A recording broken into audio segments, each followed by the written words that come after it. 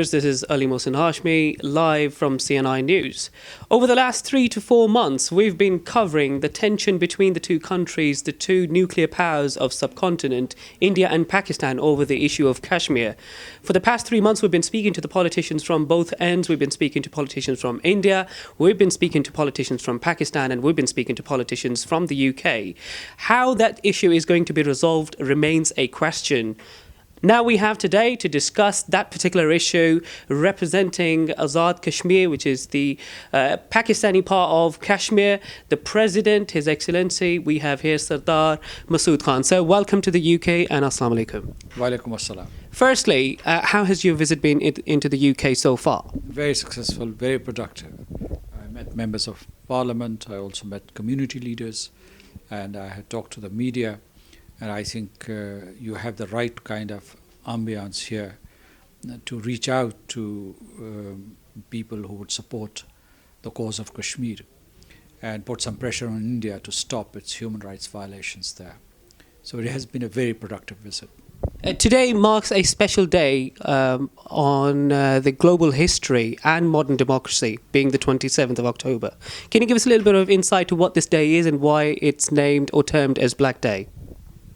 It's a black day because way back in 1947, to be precise, on the 27th of October 1947, India invaded the territory of Jammu and Kashmir, forcibly occupied that territory, and has maintained its occupation of that territory since then.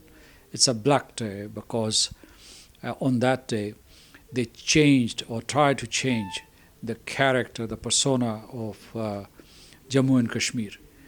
At that time, it was a popular expectation that the people of Jammu and Kashmir and the territory would join Pakistan. But India halted that process, that natural process, and therefore undermined the will of the people of Jammu and Kashmir. It has not succeeded in doing that. On a couple of days earlier, in fact 24th of October 1947, we established the Azad state of Jammu and Kashmir. This is the Pakistani part of Kashmir. This is Azad Jammu and Kashmir, as it is called. And the people of the entire territory, they have to determine their own political future through a plebiscite, which has been mandated by the United Nations Security Council. So today you were marching on the streets of London in remembrance or commemoration of 27th of October. What was the turnout like? I know we've reported it, we've seen various media houses. Whilst you come out on the streets of London, there is a media blackout in occupied part of Kashmir. How do you feel? Yes, it's very tragic that in the occupied Kashmir there is a blackout or information blackout.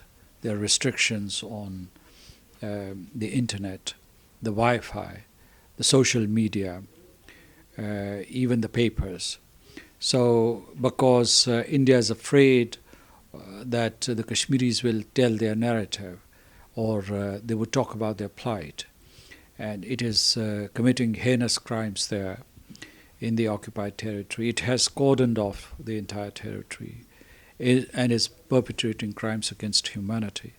And it has imposed a gag order on Kashmiris and wants to isolate them so that people do not come to know about Indian atrocities there. So those viewers who actually don't know, we've been reporting for the past 3 to 4 months, and we know that there is a curfew, which is state-governed, very strict curfew where medical facilities have been taken away, schools have been shut down.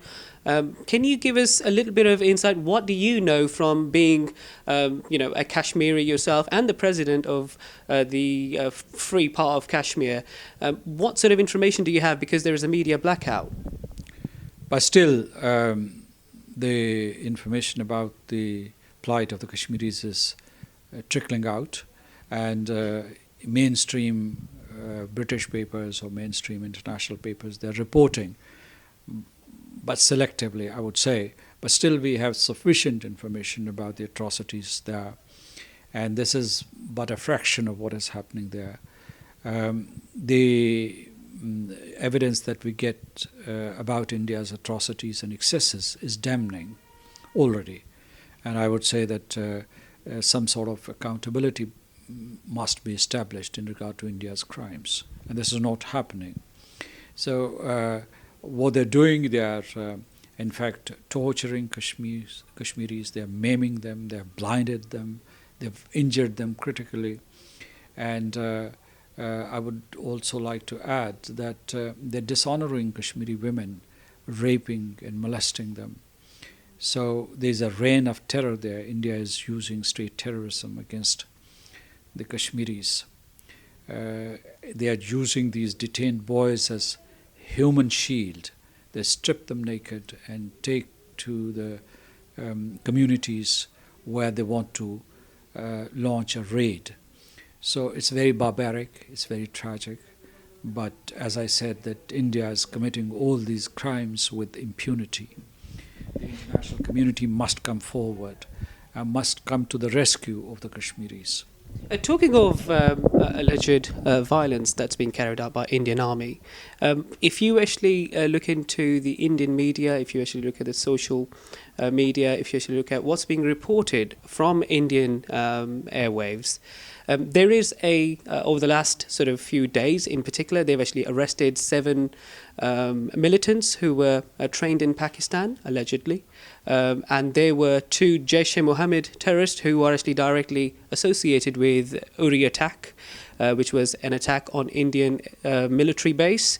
How do you respond to those, which is directly affecting Pakistan's relationship with Kashmir? This is all fabricated evidence. I mean, they want to divert attention from their atrocities in Jammu and Kashmir. They want to give this impression to the world that what is happening in Kashmir is terrorism. It's not terrorism, it's freedom struggle. Kashmiris en bloc, en masse, they have rejected Indian rule. They have rejected Indian writ in the state. They're demanding realization of their right to self-determination. So India has panicked, and it is sort of fabricating this evidence. There's no terrorism taking place. There is no Jaish-e-Mohammed presence there. There are no Jaish-e-Mohammed operatives going into the Indian Occupied Kashmir.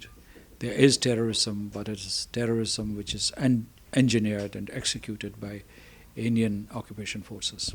So you mentioned over the last few weeks you've been, in particular, a Pakistani government has been lobbying. There's been a special envoy to the UK. There's been a special envoy to the UN. Their Speaker Assembly, who I recently interviewed, Sardar Ajk Sardar, he termed this particular Kashmiri struggle an indigenous movement, whilst on the other hand, Indians deny that particular claim because they term it as something that's been funded and aided by Pakistani military. How do you respond to those two views? Well, I'll subscribe to the view that it is an indigenous movement. It's an indigenous campaign against Indian atrocities and brutalities. What has roiled Indians is that Kashmiris have rejected their illicit rule in the Indian occupied Kashmir, and they have panicked, as I said. So you fairly understandable. From the point of view of lack of willingness to come around a table to talk about Kashmir issue, this is something that we've been hearing from the other part of subcontinent, in particular Pakistani camps. Whereas we witnessed on Tuesday evening a special envoy of BJP government actually went and met with separatist leader Mr. Gilani and Mirwais Umar Farooq, surely to resolve the situation in Kashmir and perhaps negotiate the curfew. How do you respond to that view, whereby we get the impression that there is a willingness on Indian camps to negotiate? They are not there to negotiate. I think they are there to soften Kashmiri opposition to their rule, and this might well be a ruse. Mr. Gilani is a very respected politician. He would make no such compromise, and But the Kashmiris, or always Kashmiri leadership, they are always willing to talk. Pakistanis also, they have offered India to come to the negotiating table, but India has not done so under different pretexts. In fact, they want to maintain the status quo. They want to perpetuate their occupation of the territory. And that's why they are not coming forward for negotiations. I think that war is not an option between India and Pakistan or for the solution of the Jammu and Kashmir issue. We think that ultimately a definitive solution to the Kashmir dispute would be found through negotiations. Prime Minister Narendra Modi has taken it upon himself and his government that he wants to isolate Pakistan from its regional friends, neighbours and global powerhouses. How do you respond to that? He will not succeed. I mean, he should be worried about India because of his extremist policies, because of the eruption of these fault lines that divide India. He should be worried about fracturing of India itself. He won't be able to isolate Pakistan. Pakistan has friends, China, Russia, even in the Western countries.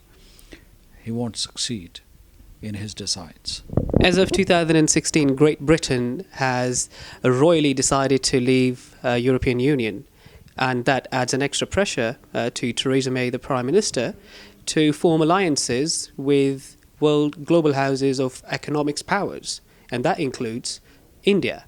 How do you feel Brexit and economic stress upon British economy will become some sort of hindrance between Britain, Pakistan and India in resolving Kashmir issue finally?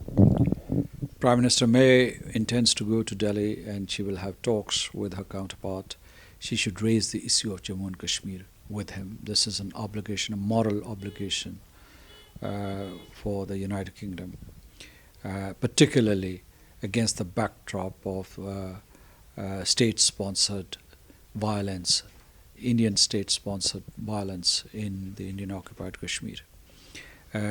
Second, I think that the United Kingdom also intends to negotiate a trade agreement with India. In the framework and context of that agreement, yes, she should, I mean, the Prime Minister and her colleagues, her cabinet ministers, should raise the issue of the human rights situation in Jammu and Kashmir. As a former diplomat yourself, are you satisfied that Britain will play the role that it should? And what makes you feel, if you do feel, that it would? Over the last 68 years, it hasn't. Well, I think that in the British Parliament, the House of Commons, there are many voices expressing concern about the deteriorating human rights and humanitarian situation in the Indian Occupied Kashmir. I remain sanguine that the British citizens, the British parliamentarians would be supportive of the people of Jammu and Kashmir, and they would support the efforts of the leadership of Azad Kashmir and the people of Indian Occupied Kashmir for the realization of the right to self-determination of the people of Jammu and Kashmir. Let me also add that the diaspora community here, Kashmiris and Pakistanis, they are quite active and they are integrated into the British society. And I think that they have clout, and their clout would also make a difference. Thank you so much. Thank you very much, Mr. President. Viewers, you heard the views of President of Azad Kashmir, Sardar Masood Khan. In his discussion with CNI News, he expressed the concerns about human rights violations being carried out by Indian army, whilst on the other hand, Indians are reticent of admitting any of those atrocities. Who is right, who is wrong, may be the question, but right now the lives are being lost. Who is responsible, again, remains a question. Until next time, Ali Mohsin Hashmi signing off from CNI News with cameraman Ali Raza. Assalamu alaikum.